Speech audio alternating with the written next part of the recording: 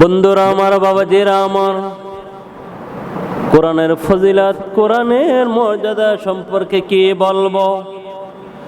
আমার আপনার নবীর প্রিয় সাহাবী ইমাম মালিক আশআরী রাদিয়াল্লাহু তাআলা আনহু বলেন, আমরা নবীর দরবারে বসা আমার নবীর নুরানি জবানে বলতেছে, ও আমার সাহাবীরা, ও আমার সাহাবীরা,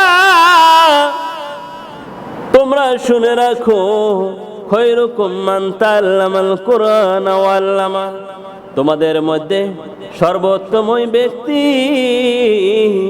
যিনি কোরআন মাজিদ শিক্ষা করে এবং অপরকে শিক্ষা দেয়। এজন্য তোমাদের মধ্যে ওই ব্যক্তি উত্তম যে ব্যক্তি নিজে কোরআন শিখে এবং অপরকে শিক্ষা দেয়। বন্ধুরা আমার, কোরআন তিলাওয়াত করলে সব আছে কি? সব আছে না পাপ? সব আছে না? সব আছে। একটা হরফ পড়লে 10টা নেকি, যে শুনবে তারও নেকি। অন্য অন্য কিতাবে কোন এরকম সব আছে কি? নাই বন্ধুরে। কিন্তু কোরআন তিলাওয়াত করলে একটা হরফের বিনিময়ে আল্লাহ 10টা নেকি দান করে দিবে। শুধু তাই নয়, কোরআনের বদৌলতে রমজান মাসের দাম বেড়ে গেল। আর রমজান মাসে দাম বাড়লো কোরআনের কারণে, আর কোরআনের দাম বাড়লো আমার নূর নবীর কারণে। ছিলে বলে আল্লাহু আকবার। বন্ধুরা আমার, বাবাজিরা আমার, এই কোরআন শরীফ যে পড়বে তার আমল নামে আল্লাহ সব দান করবে, যে শুনবে তার আমল নামে আল্লাহ সব দান করবে। এজন্য কাল হাসর মাঠে যখন কিয়ামত হয়ে যাবে, কোরআন গুলো বাজবে, শেষ হবে না। আল্লাহ পাক কোরআনকে বলবে, তোমরা বিরক্ত হও না কেন? আল্লাহর কাছে কোরআন দাবি করবে, ও আমার আল্লাহ, আমার রব, ও আমার প্রভু, আমার মালিক আল্লাহ, যারা আমাকে এই কোরআনকে পড়েছে, তিলাওয়াত করেছে, তুমি তাদেরকে কাল হাসর মাঠে নাজাতের উসিলা বানিয়ে দেবে। আল্লাহ পাক বললেন, ঠিক আছে, যারা কোরআনের খেদমত করবে আমি তাদেরকে কোরআনের উসিলায় নাজাতের উসিলা করে দেব। এই জন্য বন্ধুরা আমার, বাবাজিরা আমার, কোরআন তিলাওয়াত করলে ওই এলাকায় বরকত আসে, রহমত আসে।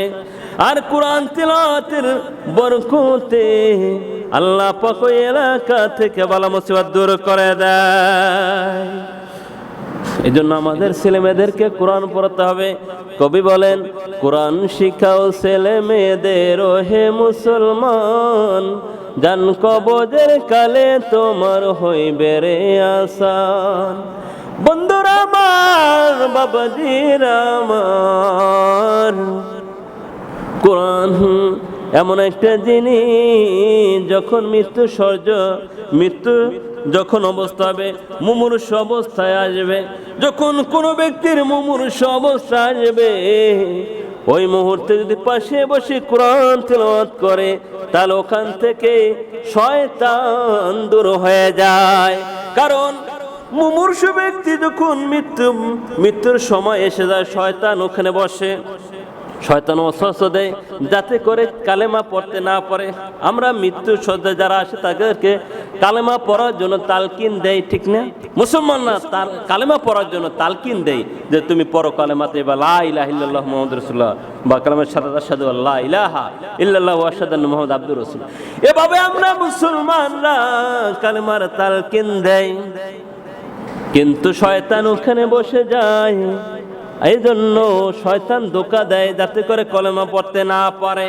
এই জন্য মুমূর্ষু অবস্থায় পাক পবিত্র রেখে তাদের কাছে বসে যাতে কোরআন তেলাওয়াত করা হয়। কোরআন তেলাওয়াতের হরফের বিনিময়ে আউযু বিল্লাহি মিনাশ শাইতানির রাজিম, এই তেলাওয়াতের সাথে সাথে শয়তান ওখান থেকে দূর হয়ে যায়। ওই মুমূর্ষু ব্যক্তিকে জবানে কালেমা পড়ে, লা ইলাহা ইল্লাল্লাহু মুহাম্মাদুর রাসূলুল্লাহ সাল্লাল্লাহু আলাইহি ওয়াসাল্লাম। বন্ধুরা আমার, বাবাজিরা আমার, এই কোরআন যেমন দামি, দেখেন কোরআন শরীফের উপর মলাট দেয়।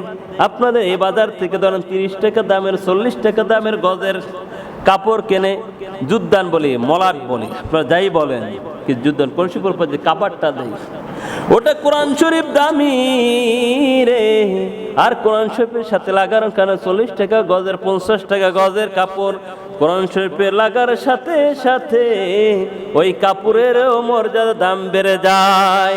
এজন্য যখন আমরা কোরআনে চুমু দেই, ওই মলাটের উপর থেকে, যুদ্ধের উপর থেকে চুমু দেই, এজন্য আমার আল্লাহ বলে যে আমার কোরআনের তাজিম করে, সম্মান করে, সে যদি রিক্সাওয়ালা, সে যদি কৃষক হোক, সে যদি ফকির হোক, যেই হোক, যদি কোরআনে তাজিম করে, আমি আল্লাহ তার সম্মান মর্যাদা বাড়িয়ে দেয়।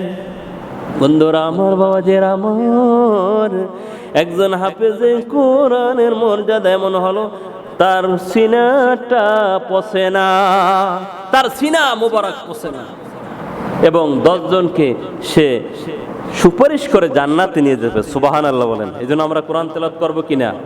আমরা নিজেরা করবো, আপনারা করবেন। আল্লাহ আমাদেরকে সকলকে তৌফিক দান করে, সকলে বলে আমিন।